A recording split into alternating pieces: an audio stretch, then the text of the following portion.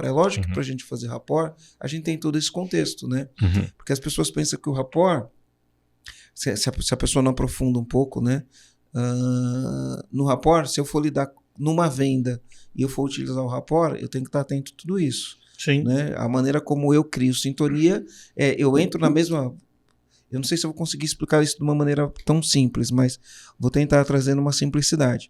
Que é criar um rapport é você entrar em sintonia com a pessoa. A melhor maneira de você entrar em sintonia com a pessoa é você, imagina um rádio, né? Você vai colocar na mesma frequência que a pessoa está. Então, se a pessoa está numa frequência, vamos dizer assim, numa sintonia, o rádio você coloca na sintonia certa, né? Se ela está numa sintonia visual, você vai conversar com ela naquela mesma sintonia, criou rapport, criou sintonia com aquela pessoa. Se ela é mais sinestésica, mesma coisa, e auditiva, mesma coisa.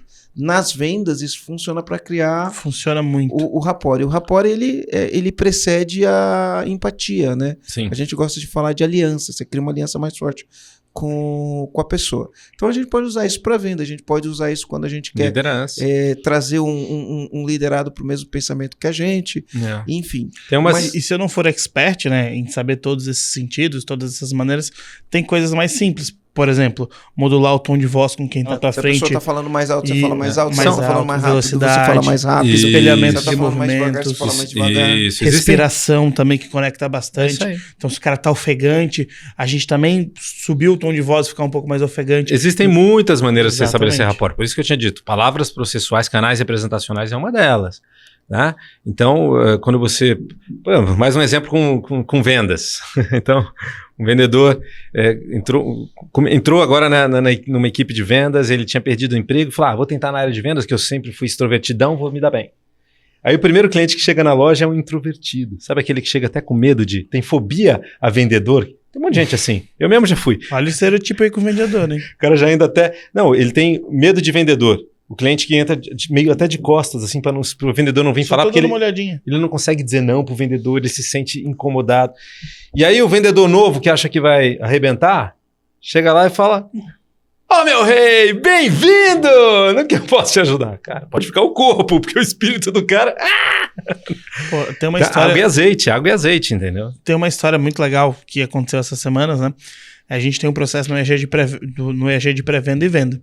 E por acaso a gente foi fazer um roleplay, que é uma dinâmica onde a gente escuta uma ligação do pré-vendedor ou vendedor, e o mesmo cliente passa por duas pessoas diferentes sempre.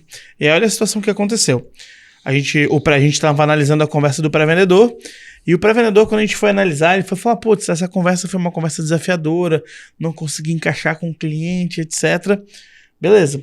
Aí quando o vendedor foi falar, nossa, que estranho, porque foi muito boa essa conversa, esse cliente comprou, a gente criou conexão muito rápido, foi muito bom, que estranho que ele foi desafiador para você. O que a gente chegou na conclusão, e o Bruno estava aqui, ele comentou com a gente, né? Ele falou assim, olha, essa pessoa que era a Júlia, ela é extremamente visual, fala muito rápido, o tom de voz dela é fino, e do outro lado estava um cliente que falava pausado, devagar, com voz grave. Show. E quem atendeu esse cara foi o Murilo, que falava devagar, com um tom mais alto. Isso conectou com o cliente. É isso aí. Então, a diferença é que quando a gente está consciente de como a outra pessoa do lado está falando, a gente consegue se adaptar e conduzir a conversa para criar conexão. E às vezes inconsciente, como foi no caso do Murilo, que sintonizou, foi muito mais fácil a condução da ligação, tanto que esse cara comprou. É isso aí.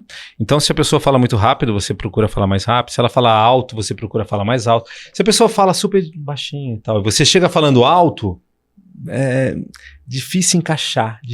Né? No ser humano, como a maioria dos mamíferos, a gente vive em manadas. E a gente segue a manada, entendeu? Então a gente tem código de pertencimento na manada. Você vê os adolescentes usam o mesmo tipo de roupa, mesmo tipo de cabelo, mesmo tipo de gíria, mesmo tipo de gesto. É o código de pertencimento daquela tribo. Então a gente, né, se você é muito diferente de mim, a tendência inconsciente é eu me fechar um pouco para você. Sim. Então é claro que talvez com o tempo de convivência, mesmo sendo diferentes, a gente vai se abrindo e a gente se conecte. Só que se você quer acelerar esse processo, então se conecte rapidamente, dance a dança do seu liderado, a dança do seu cliente. Né? Siga ele ali na dança, não queira só você impor a dança. tá?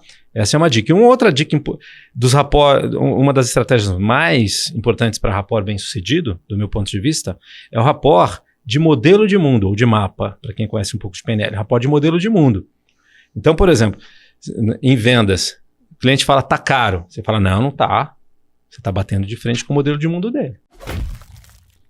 Então, primeiro você espelha para depois conduzir. Primeiro faz rapport. Você fala, não, tem razão, ó. Olhando, dependendo de como se vê, dá a impressão que tá caro mesmo.